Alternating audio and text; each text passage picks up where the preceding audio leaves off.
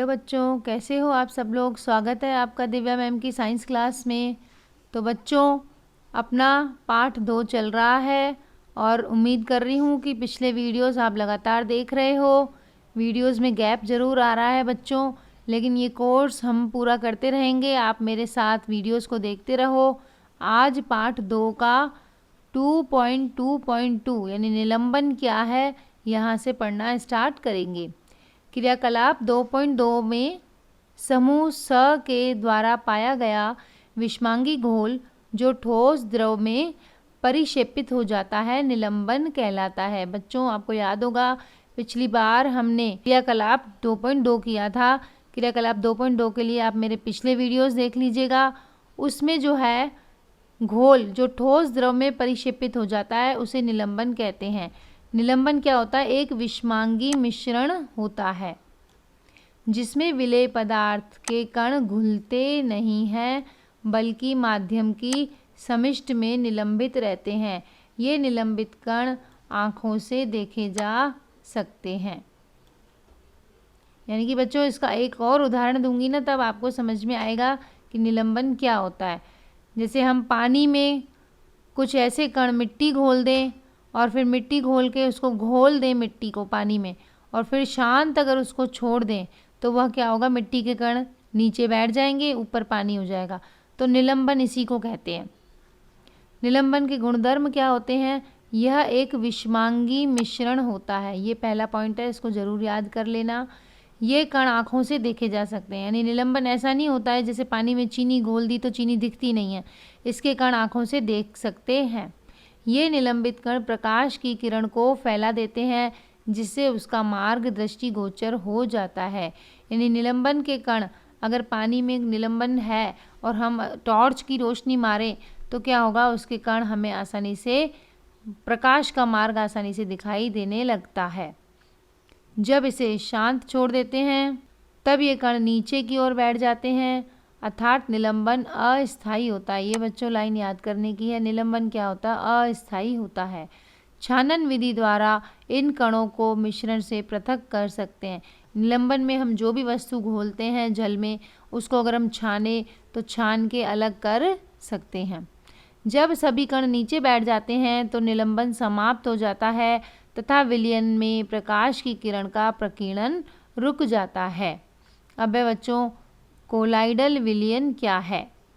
2.2.3 क्रियाकलाप 2.2 में समूह द के द्वारा प्राप्त मिश्रण को कोलाइड या कोलाइडल विलयन कहते हैं। फिर से वही बच्चों क्रियाकलाप 2.2 है, जो इसको देखने के लिए आपको पुराना वीडियो देखना पड़ेगा। तो 10 समूह में जो हमें मिश्रण प्राप्त हुआ उसे कोलाइडल कहते हैं। कोलाइड के कण विलयन में समान रूप से फैले होते हैं। निलंबन की अपेक्षा कणों का आकार छोटा होने के कारण यह मिश्रण सममांगी प्रतीत होता है। बच्चों, ये सममांगी नहीं होता, लेकिन ये सममांगी प्रतीत होता है, क्योंकि ये भी पानी में कण घुले रहते हैं, लेकिन ये भी बारीक कण होते हैं जो दिखते हैं। धुंधला धुंधला सा इसमें पानी हो जाता है, लेकिन वास्तविकता में विलयन विषमांगी मिश्रण ही होता है। जैसे कि दूध क्या होता है बच्चों? पूरी तरह से पानी नहीं होता, उसमें जो कण होते हैं वो घुले हुए रहते हैं। कोलाइडल कणों के छोटे आकार के कारण हम इसे आँख से नहीं देख पाते हैं, लेकिन ये कण प्रकाश की किरण को आसानी से फैला देते हैं, जैसा कि हमने क्रियाकलाप 2.2 में देखा है। प्रकाश की किरण का फैलाना टिंडल प्रभाव कहलाता है। बच्चों, इस पे प्रश्न आता है, तो टिंडल प्रभाव किसे कहते हैं? इस प्रश्न का उत्तर लिखेंगे आप कि प्रकाश की किरण का फैलना टिंडल प्रभाव कहलाता है। टिंडल नामक वैज्ञानिक ने इसकी खोज की थी। एक कमरे में छोटे छेद के द्वारा जब प्रकाश की किरण आती है तब वहाँ पर हम टिंडल प्रभाव को देख सकते हैं। बच्चों, कई बार आपने देखा होगा कि अगर एक कमरा है और उसमें एक ऊपर से रोशनदान है या ऊपर से कोई खिड़की है, तो जब सूरज की रोशनी आती है तो उस सूरज की रोशनी में हमें छोटे छोटे कण तैरते दिखाई देते हैं। वो धूल के कण होते हैं, वो रोशनी जितनी होती है उसी में दिखाई देते हैं। इसी को हम टिंडल प्रभाव कहते हैं। यह कमरे में मौजूद धूल और कार्बन के कणों के द्वारा प्रकाश के फैलने के कारण होता है। कमरे में जो धूल मौजूद होती है उसके ऊपर जब प्रकाश की किरणें पड़ती हैं तो वो क्या हो जाती हैं, फैल जाती हैं। तो प्रकाश के फैलने के कारण ही टिंडल का प्रभाव होता है। आप इसका उदाहरण एक और ले सकते हैं कि जब एक घने जंगल के आच्छादन से सूर्य की किरण गुजरती है, वहाँ हम टिंडल प्रभाव को देख सकते हैं। बहुत घना जंगल हो और उसके बीच में थोड़ी थोड़ी रोशनी आती है तो उस रोशनी में थोड़े थोड़े धूल के कण की एक लकीर सी बनाई दिखाई देती है, उसे ही टिंडल प्रभाव कहते हैं। जंगल के कोहरे में छोटे छोटे जल के कण होते हैं जो कि कोलाइड कणों के समान व्यवहार करते हैं। अब है बच्चों सारणी 2.1 कोलाइड के सामान्य उदाहरण। कोलाइड विलयन क्या होते हैं, इसके उदाहरण हैं। पहला उदाहरण है परिक्षिप्त अवस्था, परिक्षेपण माध्यम और प्रकार। इसके उदाहरण बच्चों, अगर द्रव में गैस घुली हो तो एरोसोल बनता है, जैसे कोहरा, बादल और कुहासा। कोहरा जब होता है और जब बादल बनते हैं, जिसे सर्दियों के दिनों में हम कहते हैं कोहरा छा गया, यह भी एक कोलाइड होता है। यह द्रव और गैस का कोलाइड होता है। और ठोस और गैस का क्या कोलाइड होता है, ये भी एरोसोल कहलाता है। धुआं, जैसे आपने देखा होगा गाड़ियों के धुएं होते हैं या फिर अपन चूल्हा जलाते हैं उसका जो धुआं होता है, यह भी एक कोलाइड विलयन होता है। वो किस में होता है, ठोस और गैस में। अब गैस और द्रव का उदाहरण होता है फोम। फोम यानी शेविंग क्रीम। बच्चों आपने शेविंग क्रीम तो बहुत देखी होगी। शेविंग क्रीम भी के एक प्रकार का कोलाइड विलयन होता है। द्रव का द्रव में, द्रव का द्रव में, इसे कहते हैं इमल्शन। इमल्शन जैसे दूध, फेस क्रीम। बच्चों दूध होता है, दूध भी एक प्रकार का कोलाइड विलयन है। अगर आपका प्रश्न आता है कि कुछ कोलाइड के उदाहरण दीजिए, तो आप इन उदाहरणों में शेविंग क्रीम लिख सकते हो, दूध लिख सकते हो, कोहरा लिख सकते हो, धुआं लिख सकते हो। ये सभी किसके उदाहरण हैं, ये सभी कोलाइड विलयन के उदाहरण हैं। अब है ठोस और द्रव। ठोस का द्रव में सोल कहलाता है, जैसे मैग्नीशिया, मिल्क और कीचड़। कीचड़ क्या होता है, मिट्टी में पानी, यानी ठोस मिट्टी होती है और द्रव पानी होता है। मिट्टी में पानी मिक्स हो जाता है तो कीचड़ बन जाती है। अब है गैस और ठोस का, इसको कहते हैं फोम। फोम जैसे रबड़, स्पंज और प्यूमिस। स्पंज क्या होता है, ठोस होता है और उसमें क्या भरी होती है, हवा भरी होती है, जिससे स्पंज दब जाता है, तो यह भी एक कोलाइड होता है। द्रव का ठोस में जेल। जेल बच्चों देखा होगा आपने, और अगर जेल नहीं देखा तो जेली की जो टॉफ़ियाँ आती हैं वो भी क्या होता है, कोलाइड होता है, जैसे जेली। पनीर, पनीर भी एक प्रकार का कोलाइड है। और मक्खन, मक्खन भी एक प्रकार का जेल यानी कोलाइड है। ठोस का ठोस में, जैसे उसे कहते हैं ठोस सोल। रंगीन पत्थर और दूधिया कांच, ये दोनों क्या होते हैं, ये भी किसके उदाहरण है, कोलाइड के उदाहरण हैं। आगे बढ़ते हैं बच्चों अपन। अब है कोलाइड के गुणधर्म। बच्चों इससे पहले चित्र 2.4 देख लो। चित्र 2.4 में जैसे बताया गया है, घना जंगल है, वहाँ पे जो पेड़ों के बीच में से रोशनी आ रही है, यह रोशनी में धूल के कण दिखाई देते हैं, इसी को टिंडल प्रभाव कहते हैं। अब है कोलाइड के गुणधर्म। बच्चों कोलाइड एक विषमांगी मिश्रण होता है। कोलाइड के विलयन का आकार इतना छोटा होता है कि ये पृथक रूप में आँखों से नहीं देखे जा सकते। ये इतने बड़े होते हैं कि प्रकाश की किरण को फैलाते हैं तथा उसके मार्ग को दृश्य बनाते हैं। जब इनको शांत छोड़ देते हैं तब ये कण तल पर बैठते हैं, अर्थात ये स्थायी होते हैं, जबकि अपना निलंबन था वो अस्थायी था। ये छानन विधि द्वारा मिश्रण से पृथक नहीं किए जा सकते, जबकि हमारा पहले वाला जो था वह पृथक किया जा सकता था, निलंबन। किंतु एक विशेष विधि, अपकेंद्रीकरण तकनीक, ये तकनीक जो होती है इसके द्वारा हम इसको अलग कर सकते हैं, किसको, कोलाइड के कणों को। कोलाइडल विलयन परिक्षिप्त प्रावस्था और परिक्षेपण माध्यम से बनता है। विलेय पदार्थ की तरह का घटक या परिक्षिप्त कण जो कि कोलाइडल रूप में रहता है उसे परिक्षिप्त प्रावस्था कहते हैं, तथा वह घटक जिसमें परिक्षिप्त प्रावस्था निलंबित रहता है उसे परिक्षेपण माध्यम कहते हैं। जैसे हमने बच्चों विलेय, विलायक और विलयन पढ़ा था, उसी तरह से इसमें परिक्षिप्त और परिक्षेपण माध्यम होते हैं। कोलाइडल को परिक्षेपण माध्यम की अवस्था और परिक्षिप्त प्रावस्था के अनुसार वर्गीकृत कर सकते हैं। यानी कि इसमें ठोस, द्रव, गैस, जैसे मैंने सारणी पढ़ी थी ना 2.1, तो ठोस में द्रव घुला है या द्रव में ठोस घुला है, इसके आधार पर हम इसका क्या करते हैं, वर्गीकरण करते हैं। अब है 2.3 मिश्रण के घटकों का पृथक्करण। बच्चों हम पढ़ चुके हैं कि प्राय प्राकृतिक पदार्थ रासायनिक तौर पर शुद्ध नहीं होते। मिश्रण से घटकों को पृथक करने के लिए विभिन्न प्रकार की विधियां प्रयोग में लाई जाती हैं।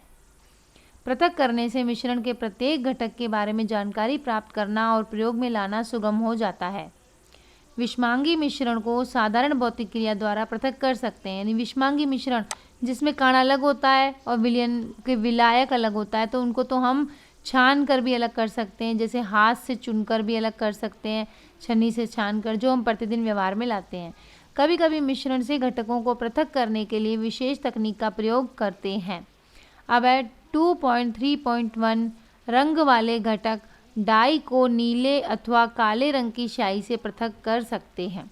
क्रियाकलाप करेंगे इसके लिए 2.4 आधा बीकर जल लेंगे, बीकर के मुख पर वॉच ग्लास रखेंगे। बीकर जो होता है उस पर एक कांच की प्लेट होती है, उसे वॉच ग्लास कहते हैं।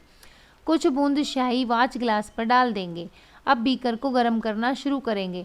हम स्याही को प्रत्यक्ष रूप से गर्म नहीं करना चाहते। हमने क्या किया, बीकर लिया, बीकर के ऊपर जो प्लेट रखी कांच की उसमें हमने स्याही डाली। अब बीकर को नीचे से गर्म किया तो स्याही क्या होगी, डायरेक्ट गर्म नहीं हो रही, प्रत्यक्ष रूप से, यानी डायरेक्ट गर्म नहीं हो रही, ये अप्रत्यक्ष रूप से गर्म हो रही है। आप देखेंगे कि वॉच ग्लास से वाष्पीकरण हो रहा है। वाष्पीकरण होने तक गर्म करना जारी रखते हैं। जब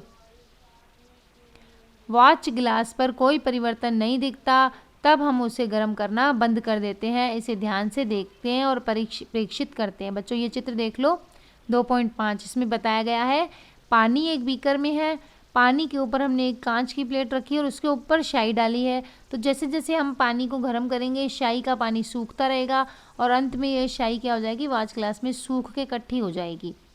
अब उत्तर दें। आपके विचार में वॉच ग्लास पर से किसका वाष्पीकरण हुआ? क्या वॉच ग्लास पर कोई अवशेष बचा है? आप क्या प्रतिपादित करेंगे? क्या स्याही एक शुद्ध पदार्थ है या मिश्रण है? हम पाते हैं कि स्याही जल में रंग का एक मिश्रण है। स्याही क्या है, पानी में घुला हुआ कलर है। इस तरह से हम विलायक से विलेय पदार्थ को वाष्पीकरण की विधि के द्वारा पृथक कर सकते हैं। वाष्पीकरण की विधि यही है कि किसी भी चीज़ से उबालकर पानी अलग कर दो तो वह पदार्थ नीचे रह जाएगा। अब है 2.3.2 दूध से क्रीम को पृथक कैसे कर सकते हैं। बच्चों आपके घरों में ये अक्सर होता होगा कि दूध से आपकी मम्मी दही बनाकर मक्खन निकालती है, लेकिन दूध से क्रीम कैसे निकलती है इसको पढ़ेंगे। आजकल हम बाजार में संपूर्ण फुल क्रीम, टोन्ड और डबल टोन्ड प्रकार के दूध पॉली पैक या टेट्रा पैक में पाते हैं। बच्चों दूध खरीदने जाते हैं तो हमें जो होता है 2-3 तरह का दूध मिलता है। एक तो बिल्कुल बिना फैट का और एक थोड़ा गाढ़ा जिसे गोल्ड का दूध कहते हैं।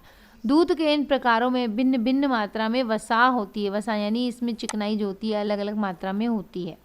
अब है क्रियाकलाप 2.5 एक परख नली में थोड़ी मात्रा में संपूर्ण क्रीम युक्त दूध लें, यानी फुल क्रीम का जो दूध होता है वो लेना है। उसके बाद क्या करना है, अपकेंद्री यंत्र। अपकेंद्री यंत्र जो होता है दूध को बहुत तेज़ी से घुमाता है उसे कहते हैं। इसे 2 मिनट तक अपकेंद्रित करें, यानी बहुत ज़ोर से दूध को गोल गोल घुमाएं, जैसे मिक्सी में घूमता है ना वैसे। अगर स्कूल में यह यंत्र उपलब्ध नहीं है तो यह प्रयोग आप घर पर रसोई में प्रयोग होने वाली मथनी या मिक्सी से भी कर सकते हैं। यदि नज़दीक में कोई मिल्क डेयरी है तो वहाँ जाएं और पूछें कि वे क्रीम को दूध से पृथक कैसे करते हैं और दूध से पनीर को कैसे बनाते हैं। तो बच्चों क्या होता है, जब अपकेंद्रीकरण दूध को ज़ोर से घुमाते हैं गोल गोल तो क्या होता है, उसका जो क्रीम है वो ऊपर आ जाता है और दूध नीचे रह जाता है। दूध को मथने पर आपने क्या देखा, दूध में से क्रीम का पृथक्करण कैसे करते हैं। कभी कभी द्रव में मौजूद ठोस कण इतने छोटे होते हैं कि ये छानक पत्र से बाहर निकल आते हैं। इन कणों को पृथक करने के लिए छानन विधि का प्रयोग नहीं किया जा सकता। यानी कि कभी कभी जो घोल होते हैं उसमें इतने बारीक बारीक कण होते हैं कि छानने पर वो छन्नी से निकल जाते हैं, तो छानन विधि का प्रयोग नहीं कर सकते। ऐसे मिश्रण को अपकेंद्रण विधि द्वारा हम पृथक कर सकते हैं। इस सिद्धांत के आधार पर जब इसे तेजी से घुमाया जाता है तब भारी कण नीचे बैठ जाते हैं और हल्के कण ऊपर ही रह जाते हैं। तो अपकेंद्रण विधि का क्या मतलब है कि तेजी से कोई भी चीज़ को घुमाएंगे तो भारी कण नीचे बैठेंगे और हल्के कण ऊपर तैरने लगेंगे। अब इसका अनुप्रयोग, जांच प्रयोगशाला में रक्त और मूत्र के जांच में। अनुप्रयोग मतलब ये आखिर अपकेंद्रण काम कहाँ आता है। तो बच्चों जो लेबोरेटरी होती है ना, उसमें कई बार हम अपना यूरिन और ब्लड जांच देते हैं, तो ब्लड को जांच करने के लिए अपकेंद्रण विधि ही काम आती है। डेयरी में जैसे आपने देखा दूध में से क्रीम निकालने में, और घर में क्रीम से मक्खन निकालने में। घर में क्या होता है, आपकी माताजी जब मक्खन निकालती है तो वास्तव में वह कैसी अभिक्रिया होती है, अपकेंद्रण की अभिक्रिया होती है।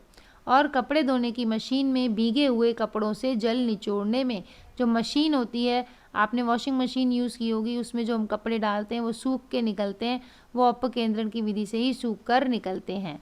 तो बच्चों आप इस पाठ को मेरे साथ साथ पढ़िए और मैं उम्मीद कर रही हूँ कि आपको अच्छे से समझ में आ रहा है।